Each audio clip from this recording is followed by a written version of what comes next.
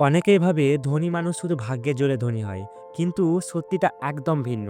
ধনী মানুষের ধনী থাকার পিছনে কিছু নির্দিষ্ট কারণ আছে। তারা কিছু নির্দিষ্ট নিয়ম মেনে চলে, যা তাদের আরো ধনী হতে সাহায্য করে।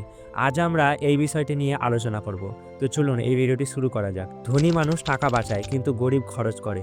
ধনী মানুষ কখনো তাদের আয় থেকে পুরো টাকা খরচ করে না। তারা আগে টাকা বাঁচায়, তারপর যা থাকে তা খরচ করে। অপরদিকে সাধারণ মানুষ আগে খরচ করে দেয়, তারপরে যদি কিছু বেঁচে থাকে সেগুলো সঞ্চয় করে রাখে। এই জন্যই ধনী মানুষ ধনী হয়ে থাকে, কারণ তারা টাকার মূল্য বোঝে। ধনী মানুষেরা বিনিয়োগ করতে ভালোবাসে। একজন ধনী মানুষ কখনোই টাকা শুধু ব্যাংকে ফেলে রাখে না। তারা ব্যবসা, শেয়ার বাজার, রিয়েল এস্টেট বা অন্য কোনো লাভজনক জায়গায় বিনিয়োগ করে এবং প্রফিট কামায়। বিনিয়োগ থেকে তারা আরও বেশি অর্থ উপার্জন করে এবং সম্পদ গড়ে তোলে। ধনী মানুষ শেখার প্রতি আগ্রহী থাকে। আপনি কি জানেন, ধনী মানুষ প্রচুর বই পড়ে। তারা সর্বদা নতুন কিছু শিখতে চায়।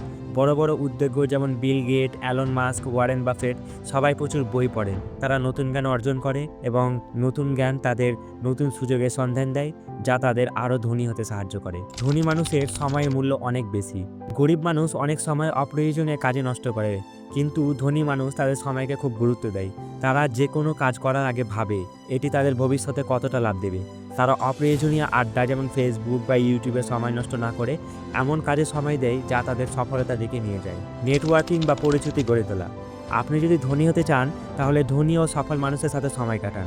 ধনী মানুষ সবসময় অন্য ধনী ও বুদ্ধিমান মানুষের সাথে মিশতে পছন্দ করে।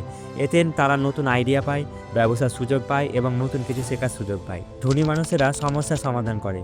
ধনী মানুষ সবসময় এমন কিছু কাজ করে যা অন্যদের সমস্যার সমাধান করে। বড় ব্যবসায়ীরা যেমন তারা এমন পণ্য বা পরিষেবা তৈরি করে যা লাখ লাখ মানুষের কাজে লাগে।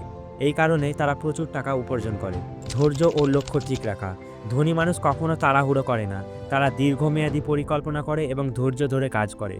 অনেক মানুষ অল্প দিনে বড়লোক হতে চায়, কিন্তু বাস্তবে তা সম্ভব নয়। ধনী মানুষ বছরের পর বছর কঠোর পরিশ্রম করে এবং ধাপে ধাপে সম্পদ গড়ে তোলে।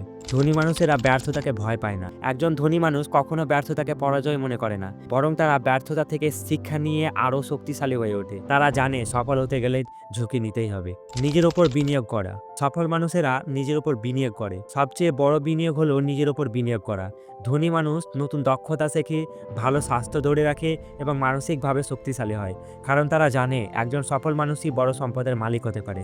তো বন্ধুরা, এইসব গুণই ধনী মানুষদের ধনী হতে সাহায্য করে।